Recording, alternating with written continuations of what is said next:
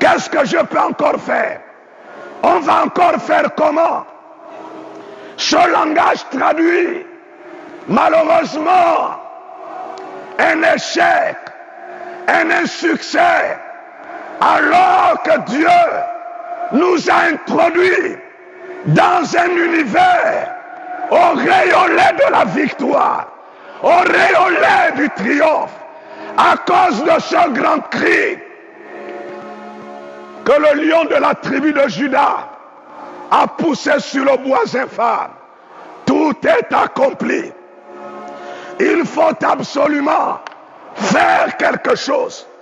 Tu peux faire quelque chose. Je dois faire quelque chose. Parce que celui qui nous a enrôlés dans ce glorieux ministère, dans cette œuvre excellente, est celui qui produit le vouloir et le faire. Autant Dieu fait tout ce qu'il veut, autant le chrétien peut faire tout ce qu'il veut à cause de son appartenance à Dieu, à cause du transfert de la nature de Dieu qui a été fait. L'apôtre Paul, en écrivant aux Philippiens, leur a dit: je puis tout par celui qui me fortifie. En temps de crise, le chrétien peut faire quelque chose et doit faire quelque chose. Le Seigneur a fait le plus dur. Son fils qui est mort sur le bois infâme, de la façon la plus ignoble, de la façon la plus cruelle. Il a été suspendu sur le bois infâme, entre le ciel et la terre, pour donner un nom à quelqu'un, pour donner une personnalité à quelqu'un, pour donner un avenir à quelqu'un, pour donner une révélation à quelqu'un, pour donner une orientation à quelqu'un. Et tous ceux qui composent avec le Fils immaculé de Dieu ne seront plus jamais les mêmes. Ils écriront un nouveau chapitre de leur histoire, même en temps de crise. Alléluia! Gloire à Dieu pour cette parole qui va nous booster, qui va nous catapulter. Il a été suspendu pour donner à quelqu'un un rêve. Mon ami, en temps de crise, tu peux rêver de ne pas mourir, mais plutôt rêver de vivre et d'être témoin clé des œuvres de l'Éternel pour mieux les raconter aux générations à venir. Je voudrais poser un préalable, lequel consiste à dire à un homme, peu importe le rang qu'elle occupe, que ce que la Bible dit est certainement digne de confiance, car c'est le seul livre qui ne pourrait jamais connaître la caducité. Tous les livres que les hommes ont édités, à une époque, lorsqu'une autre époque arrive, il y a une visitation, une révision des écrits qui sont contenus dans ce livre, parce qu'ils ne répondent plus aux réalités de l'heure. Il faut les revisiter. Mais quant à la Bible, certes, c'est un vieux livre, mais son message n'est ni vieux ni moderne. Son message répond à tous les besoins, peu importe l'époque à laquelle nous sommes.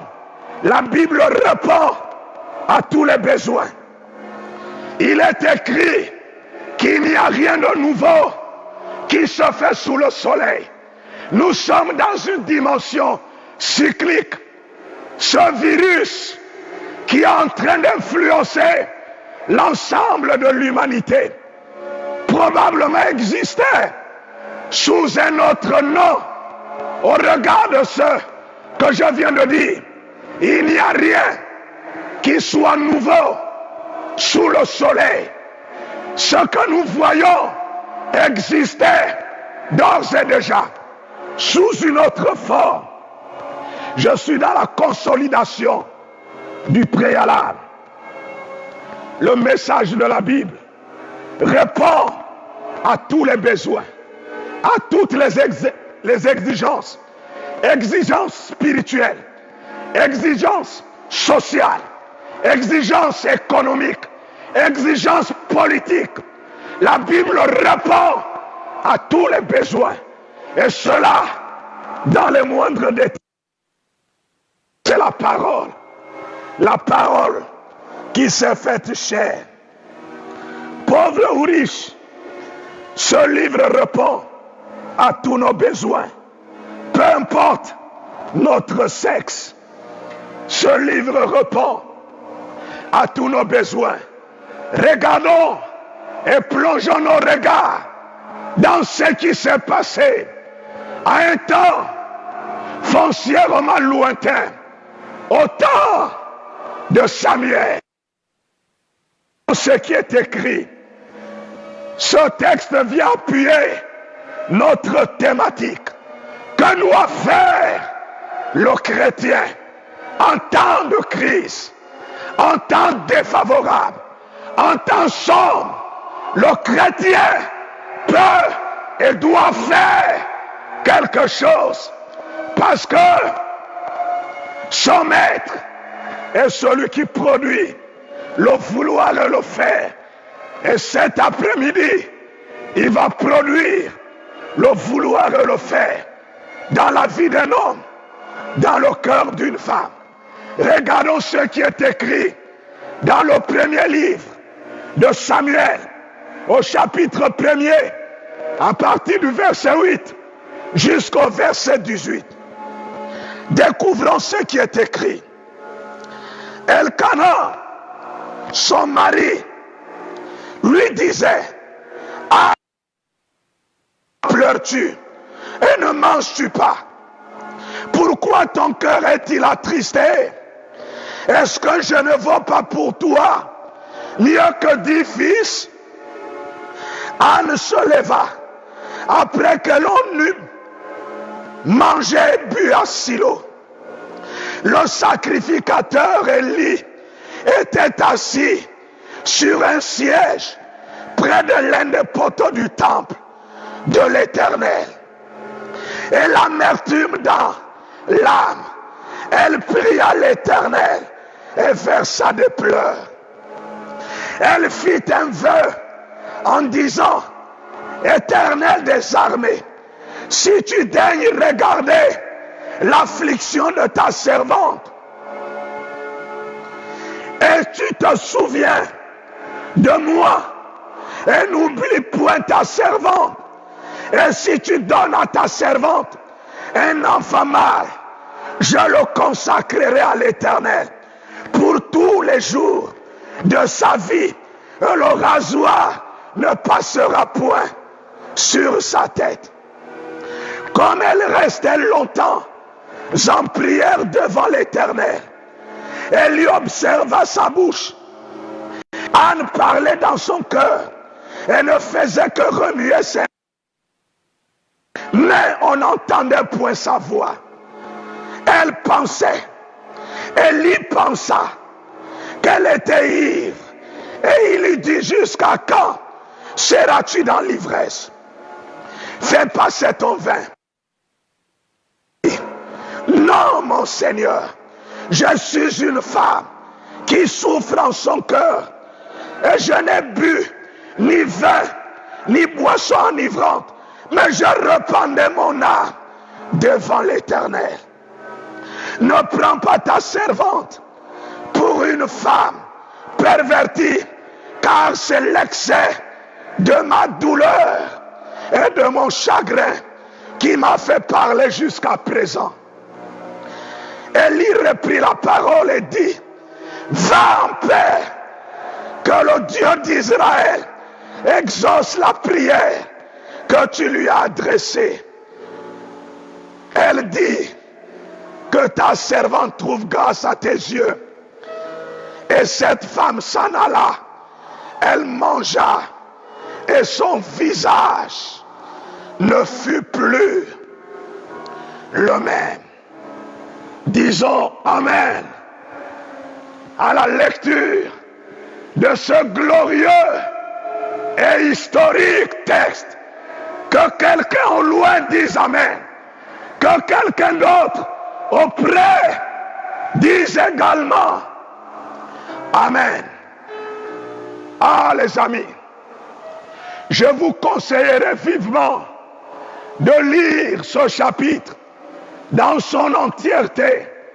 Lire le chapitre d'après, lire le 3e, le 4e, lire le livre dans sa totalité pour apprécier de façon globale la quintessence et l'exhaustivité de ce récit inédit.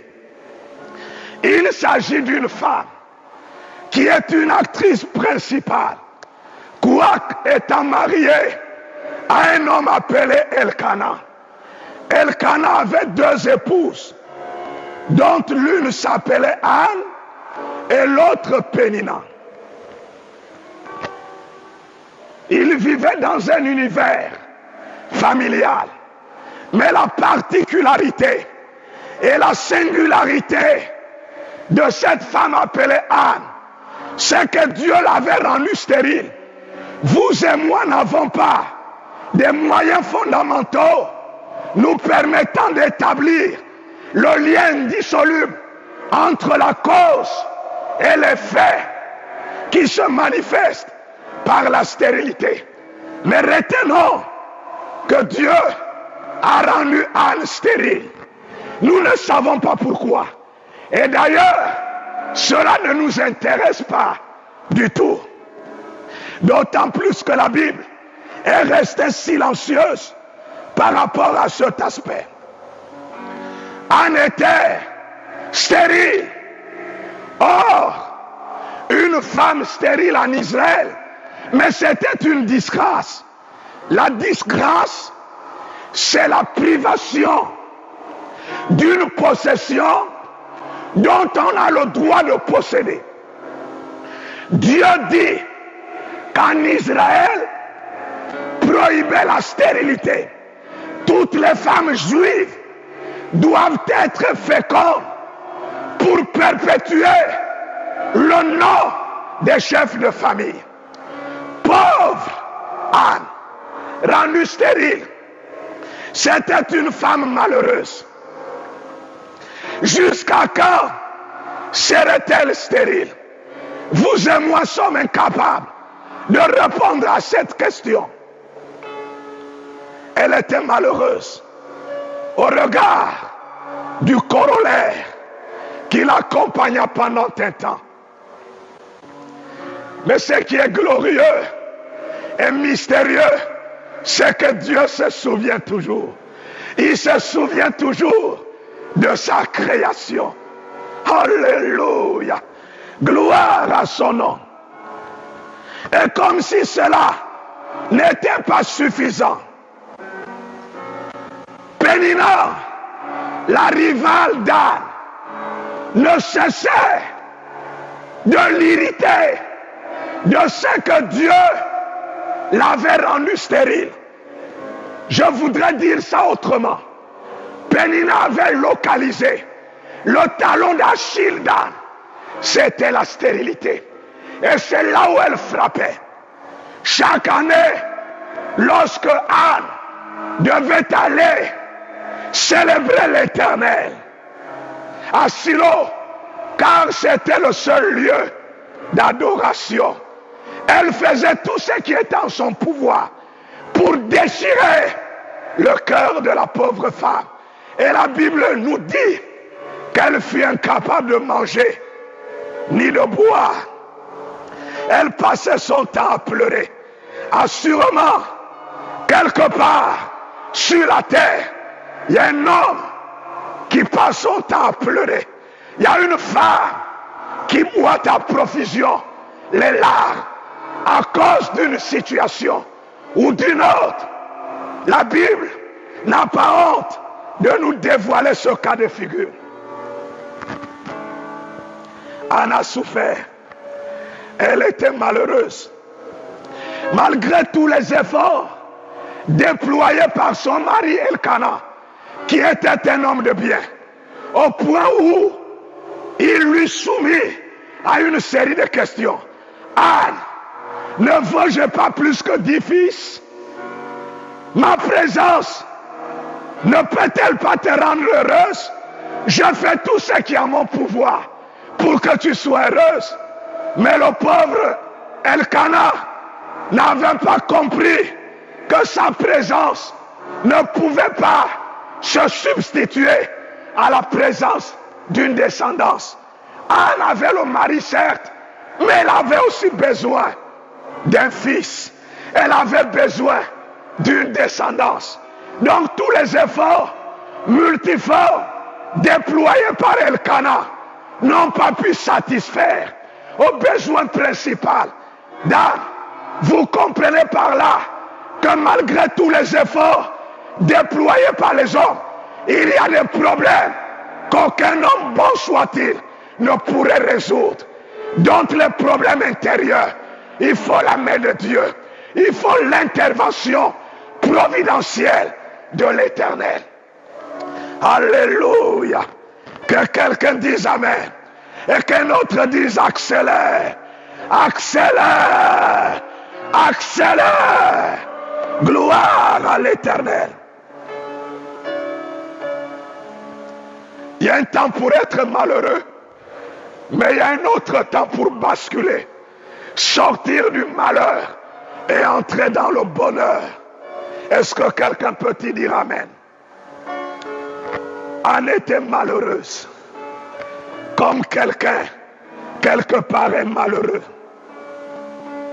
Je voudrais ce soir parler de deux choses que le croyant doit faire. Je n'ai pas la présomption de vous donner l'exhaustivité de ces choses, mais je vais m'en limiter à deux choses que le croyant doit faire. Et d'ailleurs, Anne, personnage de l'Ancien Testament, illustre parfaitement la première chose. Écoutez-moi les amis. Qu'est-ce que Anne a-t-elle fait? Elle a localisé le besoin de Dieu en temps de crise. Autrement dit, ce que le chrétien doit faire en temps de crise, c'est de localiser le besoin de Dieu en temps de crise.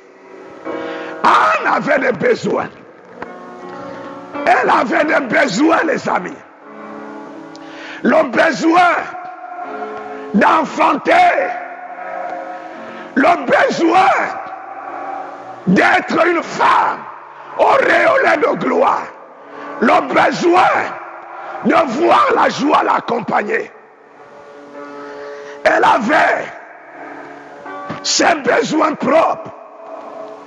Écoutez-moi, peuple de Dieu, où que vous soyez, cette femme, annuellement, aussi bien que son mari, allait à Silo pour prier Dieu. Nous ne savons pas combien de temps cela a duré. Ne présentait-elle pas de requêtes à Dieu? Si. Ne priait-elle pas pour avoir des enfants? Si. Mais pourquoi Dieu ne l'a-t-il pas exaucé? Question fondamentale.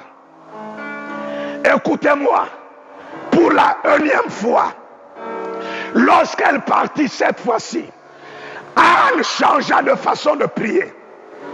Parce qu'elle avait localisé le besoin de Dieu. Je ne parle pas du besoin de l'homme, mais je parle du besoin de Dieu. Le besoin du royaume en localisant le besoin de Dieu. Écoute-moi, mon ami. À cette époque de crise, la parole de Dieu se faisait rare. Les visions étaient rares. Les songes étaient rares. Les révélations étaient rares. Mais tous ces éléments étaient rares. Pourquoi? Parce que Dieu ne trouva point à cette époque un homme qui serve de connexion entre le ciel et la terre. Et dans ces moments de crise, en localisant le besoin de Dieu, le besoin de Dieu donc était énorme. Alléluia. Écoutez cette femme prier. Écoutez ce qu'elle va dire à Dieu. Elle prie à l'Éternel et versa des pleurs. Elle fit un vœu en disant: Éternel des armées, si tu daignes regarder l'affliction de ta servante et que tu te souviennes de moi et n'oublie pas ta servante, et si tu donnes à ta servante un enfant mâle, elle aurait dû demander une enfant femelle, mais plutôt un enfant mâle.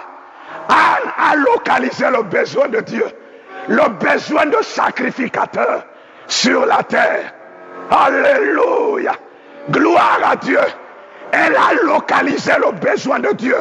Elle a prié en ces termes: si tu daignes donner à ta servante un enfant mâle, je le consacrerai à l'Éternel. Et le rasoir ne passera point sur sa tête. Et la Bible nous dit que l'Éternel exauça. Et je comprends pourquoi Jacques, l'apôtre, nous dit que nous demandons et nous ne recevons pas, parce que nous demandons mal, dans le but de satisfaire nos désirs et nos passions. En d'autres termes, si vous et moi ne détachons pas nos regards de nos propres besoins, nous ne pourrions jamais localiser le besoin d'autrui.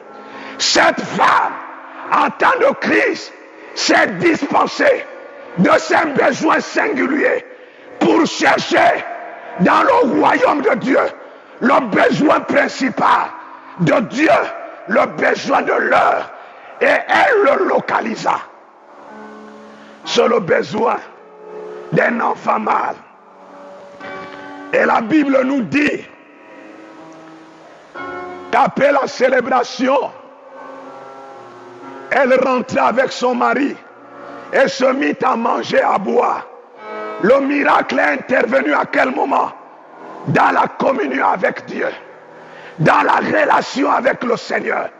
Et c'est la raison pour laquelle l'apôtre Pierre nous recommande de nous décharger de tous nos soucis. Mon ami, je t'en supplie, les soucis, on ne les garde pas, mais on les prend tous et on les dépose au pied du trône. La décharge a été localisée. C'est au pied du trône, au pied de la croix sur laquelle Jésus est mort. Et Pierre ajoute: et lui-même le Seigneur prendra soin de vous. Autrement dit, Dieu ne peut pas prendre soin de quelqu'un qui s'entête à garder ses soucis. Les soucis sont comme une semence qui par la suite devient un arbre, produisant beaucoup de fruits et attirant autre chose qui constituerait la providence de nos malheurs. Que le Seigneur nous vienne en aide. Localiser le besoin de Dieu en ces temps de crise. Ah les amis, où tout le monde a peur, nous suivons l'actualité. Le grand pape Diouf vient de tirer sa révérence alors qu'il ne croyait pas mourir. à cet âge, toujours à cause de la pandémie. Le grand Manu Dibango, qui a fait la fierté musicale, non seulement africaine, mais mondiale, s'en est allé à cause de la pandémie. Je ne puis vous donner cette liste, mais je puis vous dire que ceux qui portent le plus beau nom, le nom le plus redoutable, le nom le plus grand, ne pourront jamais payer le lourd tribut en quittant la terre prématurément, parce qu'ils ont encore des choses à réaliser. Je ne suis pas en train de jeter l'anathème sur ceux qui décèdent à cause de cette pandémie, mais je puis vous assurer qu'il y a des hommes et des femmes contre lesquels la mort ne pourra absolument rien faire, parce qu'ils ont encore des chapitres à écrire. Mon ami, nous suivons des films. Généralement, les acteurs ne meurent pas dans des films. On peut les frapper, les laissant comme morts, mais toujours est-il qu'ils réapparaissent. Mais la question fondamentale, pourquoi le font-ils? Parce que le grand réalisateur du film a déterminé que l'acteur ne doit pas mourir. Mais si les hommes peuvent le faire, à combien plus forte raison le plus grand réalisateur de tous les temps que l'univers cinématographique ait jamais connu? C'est Dieu. Il te dit: tu ne mourras pas, tu vivras et tu raconteras. Ses œuvres localisent son besoin à l'instar d'Anne et capitalise, investit là-dedans, localise le besoin de Dieu en ces temps de crise, crise politique. Et je bénis le Seigneur pour certaines conclusions que les non-croyants tirent, en tête desquelles celle dont j'ai été témoin, un occidental a délié sans langue en disant: je suis parvenu à une conclusion principale selon laquelle aujourd'hui il n'y a plus de grandes nations, il n'y en a plus de petites, mais toutes les nations sont égales. Et le virus l'a démontré. Toutes les nations sont par terre et fléchissent leurs genoux devant le virus. Alléluia. Gloire à Dieu. Dieu se sert des choses faibles pour confondre les fortes. Il se sert des choses viles pour confondre ceux qui prétendent être sages. Si nous sommes un peu humbles, reconnaissons que Jésus est le nom le plus redoutable, le nom le plus grand, devant lequel tout genou n'ayant pas de choix que de fléchir, et toute langue confesse qu'il est Seigneur, à la gloire de Dieu le Père.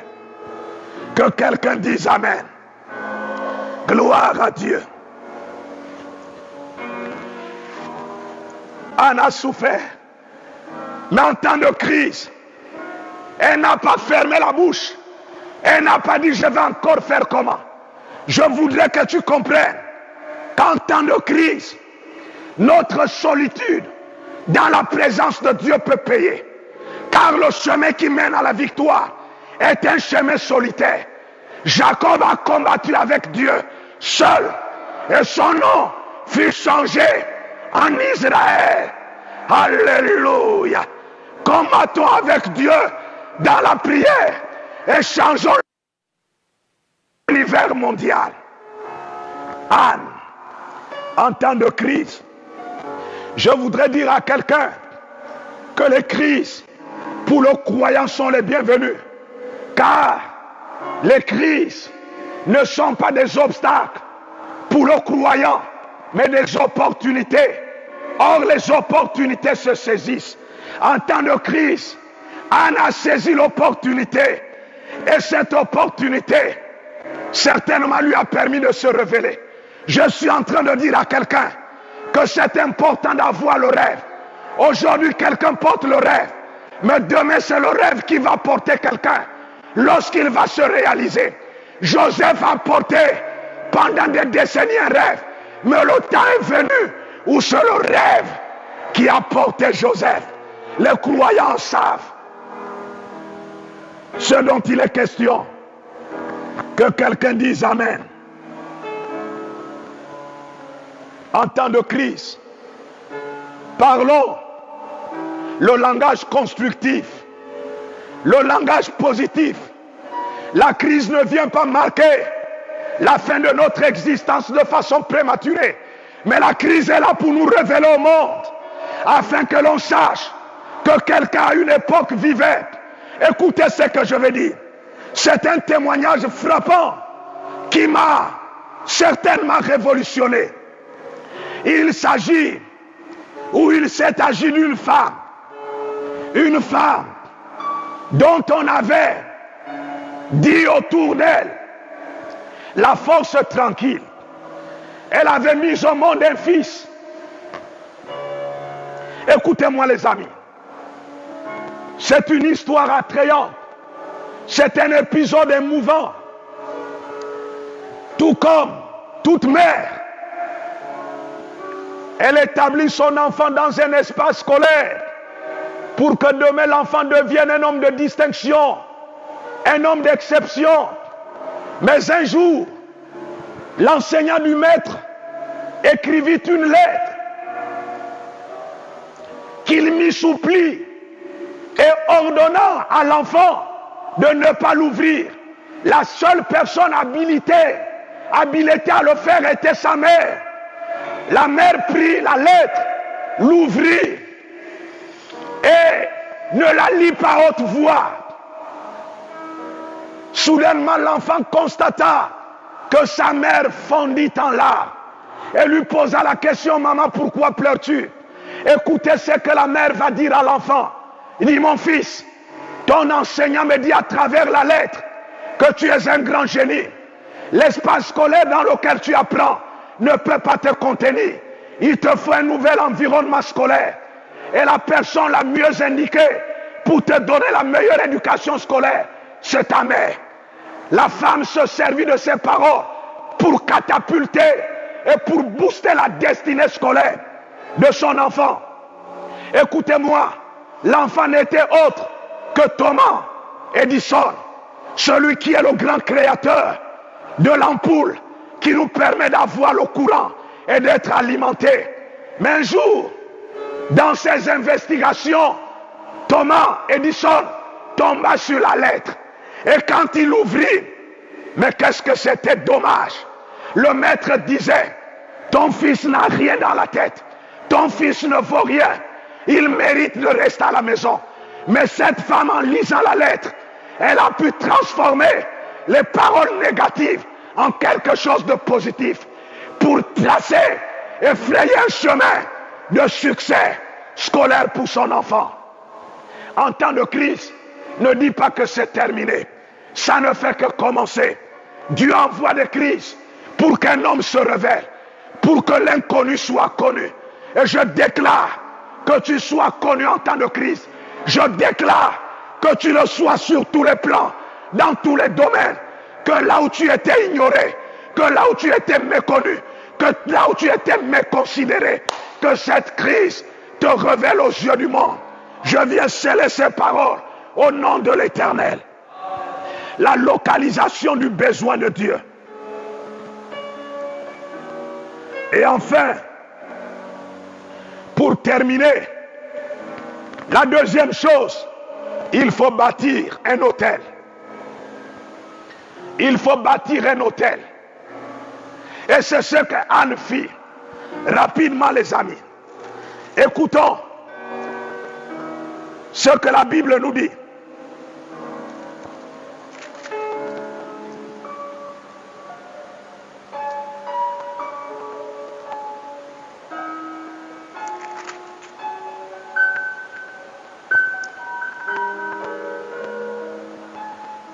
Au verset 26 de notre texte de base, Anne dit: mon Seigneur, pardon. Aussi vrai que ton âme vit, mon Seigneur, je suis cette femme qui me tenait près de toi pour prier l'Éternel. C'était pour cet enfant que je priais. Et l'Éternel a exaucé la prière que je lui adressais. Ainsi je veux prêter à l'Éternel. Je veux le prêter à l'Éternel. Et il sera toute sa vie prêté à l'Éternel. Mais avant cela, Anne prit des oiseaux qu'elle sacrifia. Or, on ne peut pas faire un sacrifice sans qu'il y ait au préalable un autel bâti. Cette femme vint bâtir un autel. Et l'offrande, le sacrifice, c'était Samuel. Écoutez ce que cette femme va dire. Il dit, cet enfant, je suis venu le prêter à l'Éternel. Et il sera prêté à l'Éternel toute sa vie. Vous et moi parlons français. Pour ceux qui parlent français, lorsque l'on dit je prête quelque chose à quelqu'un, ça veut donc dire qu'en temps réel, la personne doit me rendre ce que je lui ai prêté.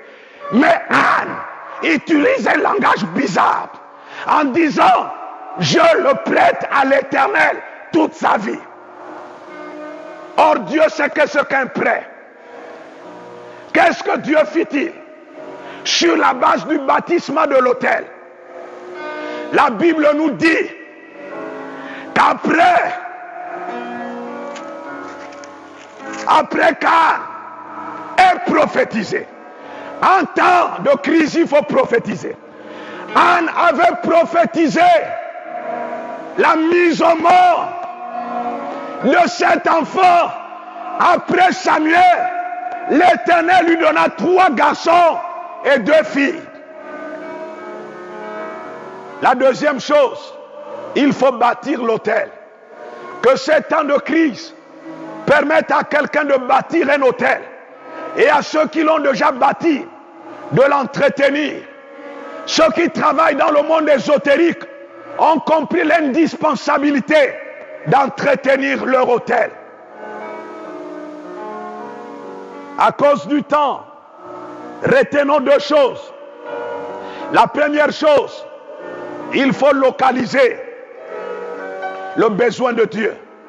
La deuxième chose, il faut bâtir l'autel. Dieu travaille sur la base de l'autel. Vous et moi sommes là parce que Dieu a dressé le plus grand autel. C'est la croix sur laquelle Dieu a offert le plus grand sacrifice de tous les temps, Jésus. Localisons le besoin de Dieu et bâtissons l'autel. Que Dieu vous bénisse. Le meilleur est à venir. Le monde séculier nous dit, tant qu'il y a de la vie, forcément l'espoir n'est pas loin. En d'autres termes, les deux sont étroitement liés. Je vous vois entrer dans votre avenir prometteur. Que Dieu vous bénisse et qu'il vous bénisse de façon surabondante. J'ai cru que quelqu'un devait dire Amen avec moi.